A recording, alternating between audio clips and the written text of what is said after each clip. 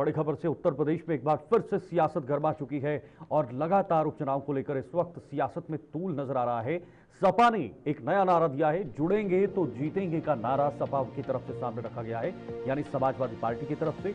और बीजेपी के नारे बंटेंगे तो कटेंगे के खिलाफ ये नारा लगाया गया है। चुनाव से पहले बीजेपी और सपा में पोस्टर वॉर देखने को मिल रहा है, यानी एक तरफ बीजेपी बटेंगे तो कटेंगे का नारा दे रही है और दूसरी तरफ समाजवादी पार्टी ये कह रही है कि बटेंगे तो जुड़ेंगे या जुड़ेंगे तो जीतेंगे। उपचुनाव है, 9 सीटों पर उपचुनाव होने वाले हैं उत्तर प्रदेश में, लेकिन उन चुनाव को जीतने के लिए हर तरह का जो यहाँ पर जो स्ट्रैटेजी है, जो जिस तरह से रणनीति है वो बनाई जा रही है, ये पैंतरा आजमाया जा रहा है। और देखिए पोस्टर, जुड़ेंगे तो जीतेंगे, अखिलेश यादव की तस्वीर के साथ ये नारा निकलकर सामने आया है। अब वॉर जुबानी जंग नहीं हो रही है, अब वॉर हो रही है तो पोस्टर के जरिए हो रही है। बीजेपी पोस्टर निकाल रही है, उसके बाद तुरंत समाजवादी पार्टी भी पोस्टर के जरिए पोस्टर का सीधा सीधा जवाब दे रही है। तो यानी कुल मिलाकर इन उपचुनाव को लेकर इस वक्त सियासत गरमाई हुई नजर आ रही है। उत्तर प्रदेश में उपचुनाव से पहले सपा और बीजेपी में पोस्टर वॉर देखने को मिल रहा है। बीजेपी के बटेंगे तो कटेंगे के जवाब में सपा ने अब जुड़ेंगे तो जीतेंगे का नारा दिया है। इस पोस्टर वार के चलते दोनों पार्टियों के बीच राजनीतिक बयानबाजी और प्रतिस्पर्धा बढ़ गई है।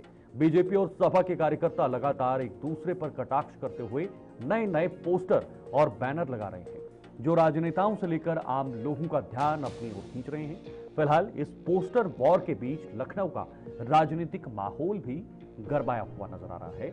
और जब भी उत्तर प्रदेश में चुनाव होते हैं तो वहां पर सामान्य चुनाव नहीं होते, उन चुनाव में कैसे राजनीति को खेला जाना है, कैसे राजनीति में घुसना है, वो राजनेता सही से जानते हैं। और इसी तरीके की राजनीति अब उत्तर प्रदेश के अंदर देखने को मिल रही है पोस्टर वॉर के जरिए। कोई बटेंगे तो कटेंगे कह रहा है और कोई कह रहा है कि जुड़ेंगे तो जीतेंगे।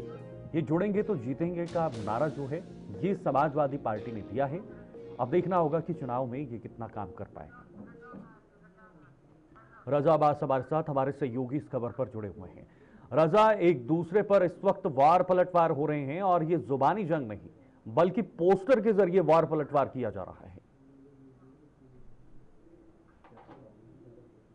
और ये फ्लैक्स के जरिए से, होर्डिंग के जरिए से पॉलिटिकल वार हो रहा है। और उत्तर प्रदेश का जब भी चुनाव होता है, अभी 9 सीटों पे उपचुनाव होने जा रहा है, जिसकी वजह से पॉलिटिकल वार चल रहा है। जाहिर सी बात है, बटेंगे तो कटेंगे, ये बीजेपी से शुरुआत हुई थी, तो अब ये जुड़ेंगे। मतलब इस तरह की जो पॉलिटिकल वॉर है, ग्लैमरस चुनाव होता है, इससे पहले भी हमारे चैनल पे इस तरह की चर्चा हो चुकी है। ग्लैमरस चुनाव है, उत्तर प्रदेश में जितना ग्लैमर भरा जाता है उतना ही चुनाव का रिजल्ट पॉलिटिकल पार्टीज के लिए आता है। अब जाहिर सी बात है, कभी समाजवादी होर्डिंग्स लगाती है, कभी भारतीय जनता पार्टी के कार्यकर्ता होर्डिंग्स लगाते हैं। तो अभी तो फिलहाल शीतल पॉलिटिकल जो है वॉर चल रहा है होर्डिंग से माध्यम से। और 2027 भी करीब है, कोई बहुत ज्यादा दूर नहीं है। 2 साल के बाद चुनाव है और 2 साल के बाद ही, यानी ऐसा उत्तर प्रदेश में चुनाव जब भी होता है विधानसभा का, एक तो चुनाव करीब है, मगर जो अभी विधानसभा 2027 में होने जा रही है उसकी भी तैयारियां अभी जोरों शोर से चलना शुरू हो गई हर पॉलिटिकल पार्टीज की। जाहिर सी बात है, वाहिद उत्तर प्रदेश ऐसा सूबा है पूरे हिंदुस्तान में जहां पे चुनाव कई साल पहले ही उसकी शुरुआत हो जाती है, उसकी जो चर्चाएं हैं वो जोरों शोरों से चलने लगती है। तो क्या ये बीजेपी के लिए प्रतिष्ठा के चुनाव हैं, उपचुनाव? क्योंकि ये तय करेगा सरकार की दिशा दशा, सरकार की कार्यशैली किस तरह की चल रही है, सरकार का अभी काम कैसे चल रहा है। क्या ये चुनाव वो भी तय करेंगे आने वाले समय में?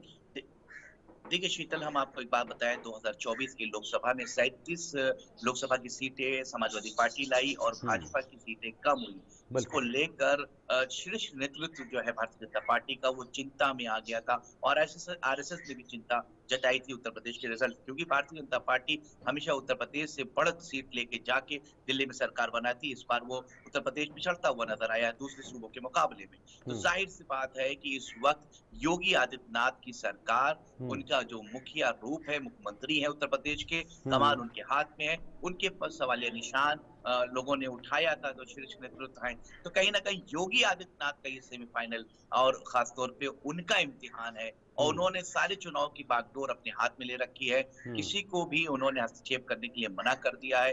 प्रदेश अध्यक्षों या संगठनों को उनसे काम लिया जा रहा है, ठीक है, लेकिन मगर रजा सारा मुझे ये डायरेक्शन बताइएगा, और सारा रोड ये जो मैप जो है योगी आदित्यनाथ का। ये जो पोस्टर वॉर हो रहा है, ये जो नारे दिए जा रहे हैं, जाहिर सी बात है अब वोटर जागरूक हो चुका है।